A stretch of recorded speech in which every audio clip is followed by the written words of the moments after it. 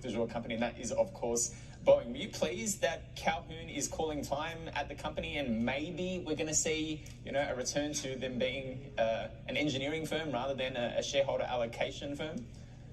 Yeah, well, this is another one like Starbucks that has a little bit of hair on it, a lot of hair, but it's really about what is being discounted in both stocks. And Boeing with Calhoun, unfortunately, when you've had such ongoing problems, they had seemed to recover. I had stayed away from the stock for a few years, but then it really seemed they were past all the troubles. And really the cash flow projections, 10 billion in the 25-26 timeframe, seemed very attractive. And then, of course, the door blew off. And lots of other things have happened that I think perhaps are overblown, but it lends to this this aura of credibility. And of course, the regulators have come down. So I think that senior management had to be changed. If for nothing else, even if the board had confidence, you have to show that you are serious about change. And that always starts at the top.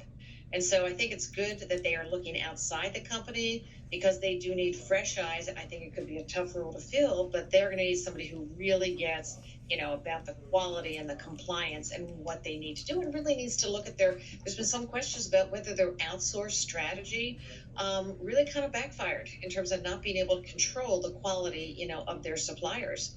So it's an interesting time.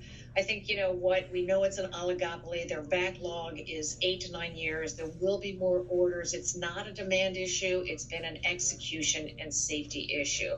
And so they are working to sort that out. We don't know the timing because we don't know what the regulators are going to say. Right now, their max production is way down. But at some point, it's going to be back. And by year end, we're going to know a lot more, and it's probably going to be positive.